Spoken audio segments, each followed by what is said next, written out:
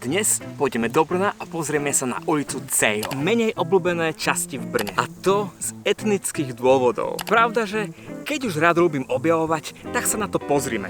A poďme rovno do múzea. Múzea Rómov. Vážení návštěvníci, vítejte v Muzeu rómské kultury. Bylo založeno jako občanské sdružení v roce 1991 z iniciativy samotných Rómů.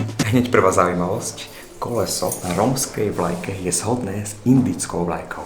Že som to nikdy nevidel. Rómovia pochádzajú z kasty Dom.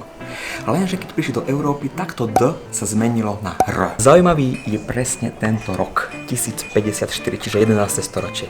Lebo vtedy prichádzajú do Konštantinopolu, alebo dnešného Istanbulu, kedy sa už začalo používať slovo cigáni. Toto slovo si musíme rozobrať. Toto slovo pochádza z Grécka a označuje nie Rómov, ale cudzincov, ktorí prichádzajú z Malej Ázie. A nejak sa to zmiešalo s rómskym etnikom. Nie náhodou je tu zviera, lebo Rómovia sa živili predvádzaním zvierat. A dnešný cirkus. Tu je typický dopravný prostriedok pre Rómov. Koč. Bežné práce Rómov bolo kovačstvo, spracovanie cínu a kotlárstvo. Patrím medzi ľudí, ktorí sa ľúbia hrabať v histórii, aby som pochopil súčasnosť. Tak, podľa týchto prameňov vzťah Európanov a Rómov bol horší v 15. storočí.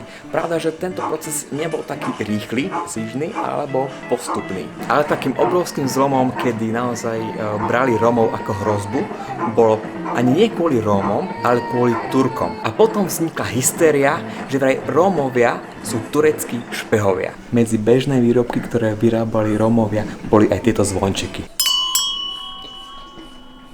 A keďže neboli veľmi obľúbení medzi Európanmi, tak rodina bola pre nich jediná komunita, ktorej mohli dôverovať. Tu máme vajdu, čiže predstaviteľa rómskej skupiny. Zastupoval ich pred úradmi a šlachtou. Bol volený alebo dedil funkciu v rodine. Dokonca vidieť aj symboly moci. Gombíky, reťaz alebo palicu. V tých časoch bolo postavenie ženy v rodine veľmi dôležité a musela byť verná svojmu mužovi. Naopak u mužov sa nevera v tej dobe tolerovala. Je pravda, že musel byť živiteľom rodiny. Medzi Rómami bola rozšírená aj mágia. Konkrétne sa tomu venovali staré ženy. Dokonca vytvorili určitú figurku a niečo podobné ako vúdu.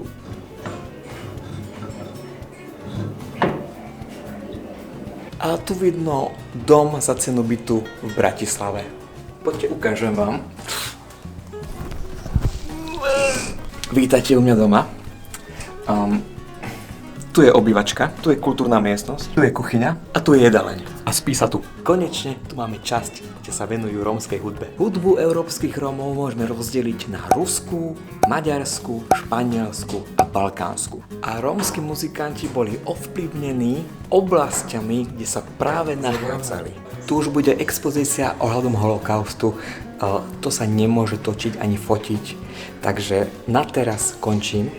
Mám dojem, že presne takéto hrnce mala aj moja starka. Monči, poď sem. Pozri, Monči, tu je rodina a majú 3 deti. My máme 4 deti. Čo to znamená? Mimochodom, kto hral hru Mafia, tak určite si pamätá na tú skvelú hudbu. A tú hudbu zložil Róm Django Reinhardt. Na expozícii aktuálneho výtvarného umenia Rómov. To sa dá vypomenúť, je iná kultúra. Toto je fakt, že krásny obraz. V tomto sa neshodneme. Slovensko, Česko. Dobre, takže sme skončili prehliadkou Múzea Rómov. Čo ty na to hovoríš? Dobre?